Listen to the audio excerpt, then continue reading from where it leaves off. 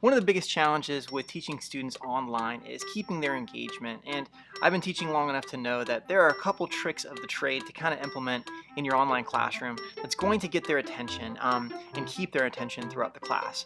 Hi, my fellow teachers. My name is Brad Smith, and I am a photography and film enrichment teacher. If you're looking for a photography teacher, please send them my way. You can find me in the vendor list.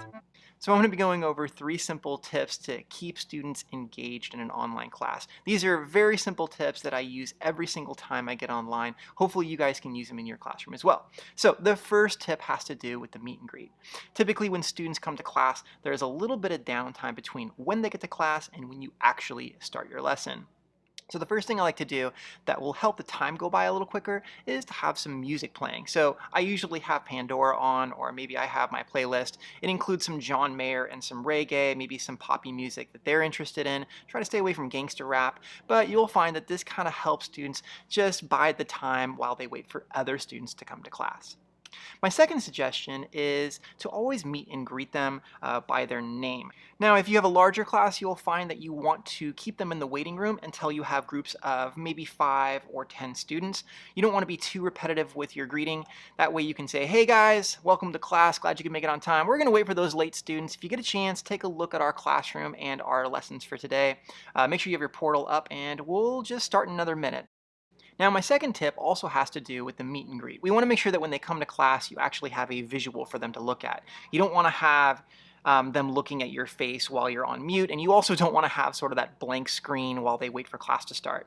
By keeping your intro slide up there that has the theme of the day, you will find that the kids will be a little bit more informed about what is going to happen that day. It'll also encourage them to get into the classroom system and take a look at what they're actually going to be doing. Now, my second suggestion when you're building your slides has to do with how often you turn your slide or how often you give your students something new to look at. I almost never have a lecture where it's just me lecturing at the camera. I usually have something for the student to look at. I also tend to change the visual every 30 seconds to 60 seconds. In film and photography, we call this B-roll.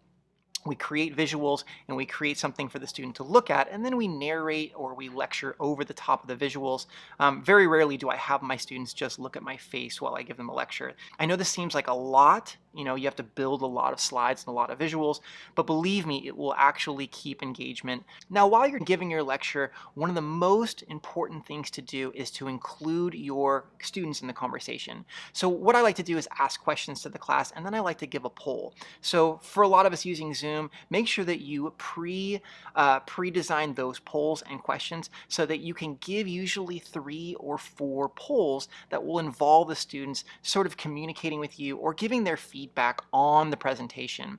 A lot of times you need to look at the poll and look at the answers in the poll and also give them a percentage of who thought this and who thought that, and the majority of the class thought that. This actually keeps them involved in the conversation and it keeps them much more engaged while you're giving your presentation. Now, my third tip has to do with assigning homework. Assigning homework can be a real struggle for online teachers because online students have a real difficult time getting things done on their own. You kind of need to hold their hand through every step of the process, especially early on.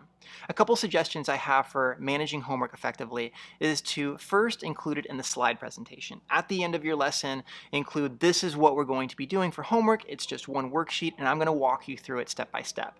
Then immediately go to where the homework is located in your classroom portal, bring it up, and then show them, hey, this is what we're going to be doing and this is how to do it. Now, another really important suggestion I have for you is to include a video at the top of the worksheet. I'll show you what this looks like.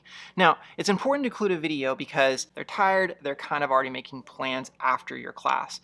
So to mitigate the homework confusion, make sure that you include that video at the top. Now, when they push on the video, it could be you kind of going over the assignment again, going over the rubric and kind of telling them how to complete the worksheet. It can also be a YouTube video that will kind of re-engage them. This will not magically get all your students to turn in their homework assignments, but you will find that you will get a higher success rate when you assign homework.